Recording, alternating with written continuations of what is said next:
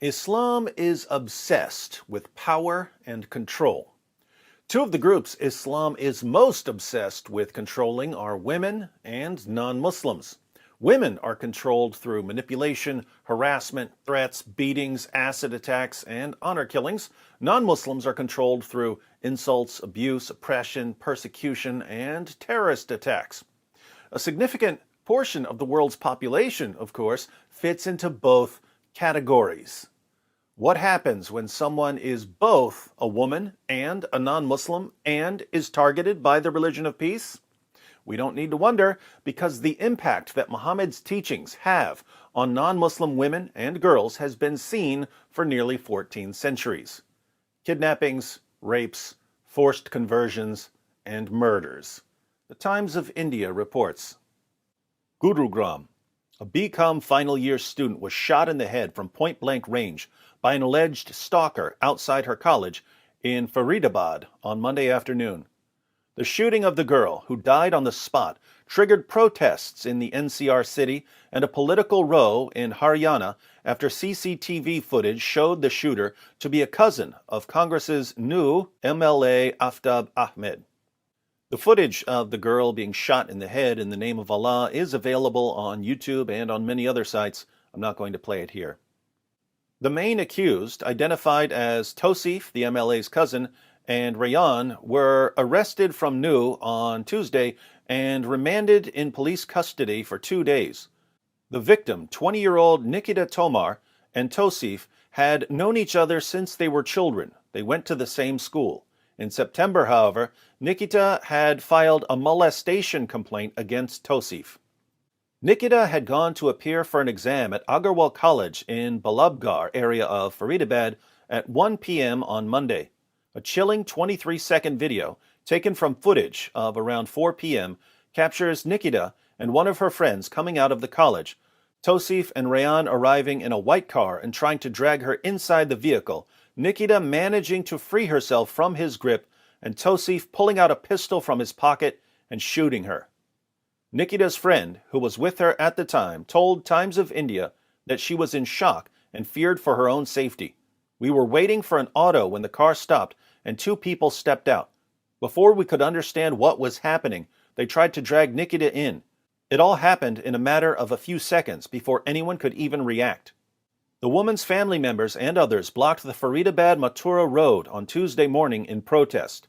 As police appealed for calm, Haryana Home Minister Anil Vij announced the setting up of a special investigation team led by ACP Crime Anil Kumar to ensure quick investigation and a time-bound trial. Nikita's father, Mool Chand Tomar, alleged Tosif had been harassing her for several months now, and she had filed a molestation complaint against him in September. He had been persistently calling her up for the past few weeks and pressuring her to convert to Islam and marry him, but she had refused, Tomar said. Other family members told Times of India that even Tosif's mother had called up Nikita several times to ask her to convert. There's a reason for that, by the way. According to the Quran, Muslim men can marry Jewish women and Christian women. Muslim women can't marry Jewish or Christian men, but Muslim men can marry Jewish and Christian women. Muslim men can't marry Hindu women. So Nikita would have needed to convert to Islam for Tosif to marry her. Tosif and Nikita studied in the same school in Faridabad and were batchmates. Nikita, her family members said, was among the school toppers in the Class 12 boards and was preparing for the civil services exams. In 2018, after they completed school, the two went to different colleges, with Nikita taking up commerce and Tosif pursuing a physiotherapy course. According to police, that same year, Tosif had allegedly abducted Nikita. A case had been registered back then, but was withdrawn by Nikita's family later after a panchayat was held, police sources said. Nikita's family members alleged they had been pressured to do so by Tosif's relatives, who wield considerable political influence in New, and that Nikita's family had been assured Tosif would not trouble her anymore. On the molestation complaint and the family's allegations, Faridabad Police Commissioner O.P. Singh said they were looking into the matter. Now, some of you may be wondering what this story really has to do with Islam. After all, couldn't a Christian man or a Jewish man or a Hindu man or an atheist man become obsessed with a woman and, in a fit of rage, kill her? Of course, men can become obsessed with women. Women can become obsessed with men. In some cases, obsession leads to violence. So, is Islam free from blame here? Not at all. If you follow the news coming out of India or Pakistan or the Middle East or Northern Africa, you know that this sort of violence towards women is oddly common in the Muslim world. Why is that? Well, there is a general problem among human beings that we often have a desire to control people that we have no business controlling. We strive for power over others. Most religions and various philosophies include teachings that are meant to moderate and soften and constrain our desire to control other people. Islam does the exact opposite. Islam amplifies the desire to control other people. Islam says, hey, I know you want to control women. I know you want to control other people. And guess what? God wants you to control women.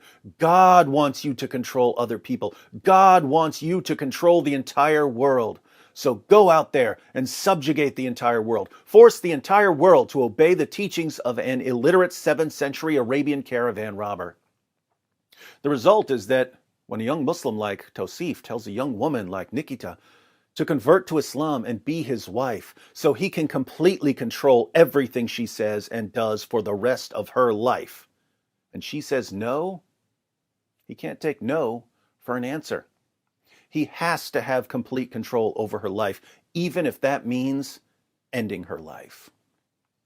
Rape gangs in the UK, mass kidnappings in Northern Africa, sex slavery in the Middle East, forced conversions in Pakistan, girls being murdered in broad daylight in India. There's a pattern here. And that pattern can be traced directly back to Muhammad. That's why we will never stop exposing him until he is known worldwide as the greatest laughingstock and the most obvious false prophet in history.